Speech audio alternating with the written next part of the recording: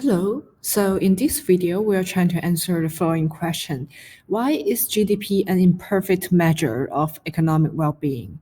And secondly, what types of production does GDP not measure? And if GDP included these types of production, will it still be an imperfect measure of economic well-being? So to start with, let's review what is GDP. GDP measures the total amount of goods and services produced in a country in, for example, a year or month or quarter, so in a certain time period. Because if we do not have a condition on the amount of time, it would be quite difficult to calculate or compare different GDPs. So remind ourselves that the total amount of goods and services are measured in terms of their market value. So looking at this definition of GDP, it should be pretty straightforward.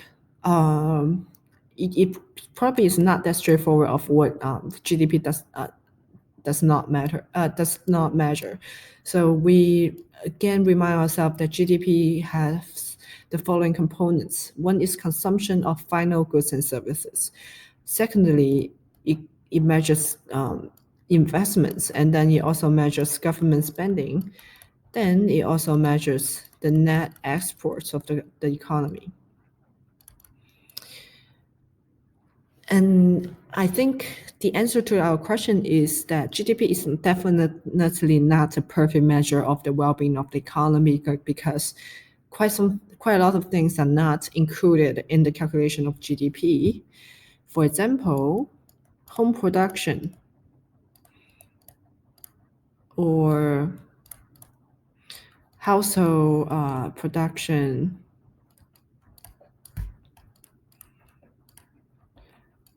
are not included into the calculation of GDP. So example of this could be, your mom makes dinner for you, right? That creates quite a bit of value to your well-being, but it is not considered a consumption of a final good because look, your mom didn't charge you. So yeah, these home production are usually not included into the calculation of GDP, but it is a quite significant amount of value that people actually enjoyed.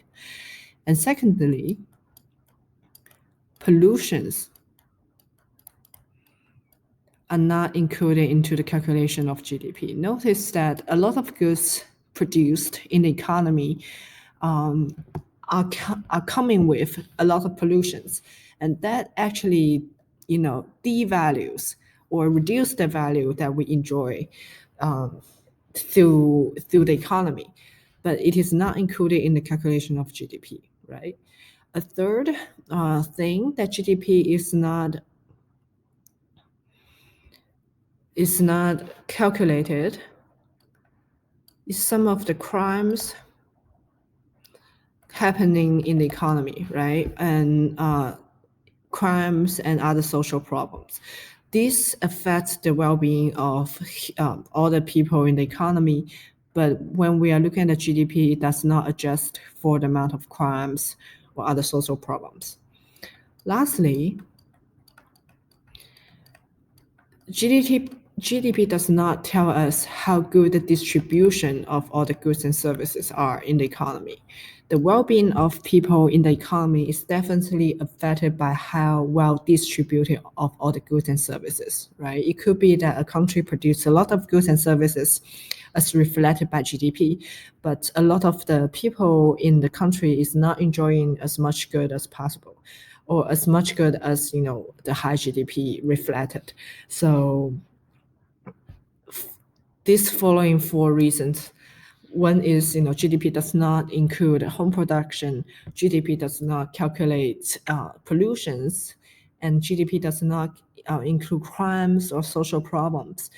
And fourth, GDP does not tell you how well distributed all the wealth and goods are in the economy. Therefore, GDP is not a perfect measure. And even though we included all these four measures into the GDP, I still don't think GDP is a perfect measure, and probably there is no perfect measure of well-being of people because well-being could be reflected in many different dimensions.